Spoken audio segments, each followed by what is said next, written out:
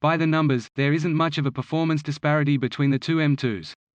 Both use BMW's 3.0-litre twin-turbo i6 and have an identical 406 pound-feet of torque. The 405 HP Competition is down 39 horsepower compared to the CS, but that barely makes a difference.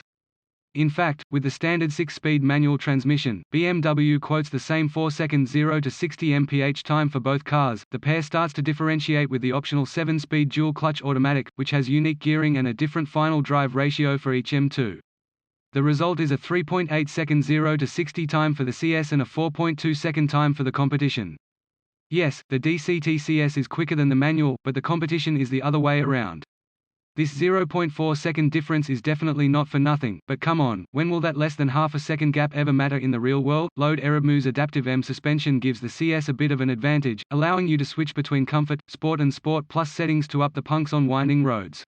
There are definitely handling benefits, but in its stiffer settings, the CS is a lot tougher to live with every day. The Competition isn't exactly a shining beacon of comfort either, but its fixed dampers strike a great compromise between taut and compliant. There's enough cushion for the push-in to mitigate bouncy highway expansion joints, yet the chassis keeps body roll in check while the M2 hangs on around hairpin turns. The Competition's softer suspension will surely keep it a step behind the M2 CS on a racetrack, no doubt, but at the same time, it makes the M2 more playful.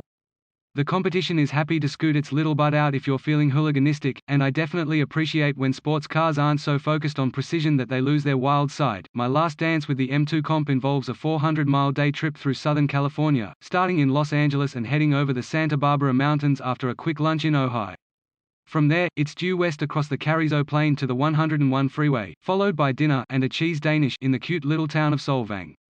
Finally, a long drive down the Pacific coast at sunset caps this perfect SoCal day. Mile after mile, the Competition shines. Even on the hairier sections of Highway 33 north of Ojai, I'm not pining for the CS. Do I want its Cup 2 tires? Heck yeah! But the Competition's balanced chassis, excellent steering and plentiful power make this canyon run a blast. I will concede that the Competition could use the CS carbon ceramic brakes, as the M2's stock steel stoppers lack consistent pedal feel and strong stopping force while driving fast on downhill sections. But those ceramics are also an $8,500 upcharge, so it's not like their standard CS kit. The other differences are all pretty negligible. The CS is 55 pounds lighter than the Competition, and its small aerodynamic add-ons look cool but don't make much of a difference at public road speeds. Inside, the CS gets Alcantara trim while the Competition makes do with leather, though if you're like me, suede-wrapped steering wheels are a huge demerit because they're gross. The CS has better seat bolstering, but the Competition's chairs are more comfortable. Oh, and the CS doesn't have a center armrest, so there's no easy place to put your phone or tchotchkes. But hey, £55, arguably the biggest factor in the Competition's corner is its starting price, $59,895 including $995 for destination.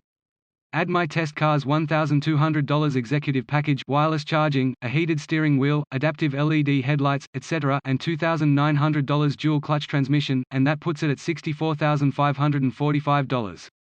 The M2 CS? None of this is me trying to paint the M2 CS in a bad light. By the way, it's an awesome car, and a hell of a swan song for the current.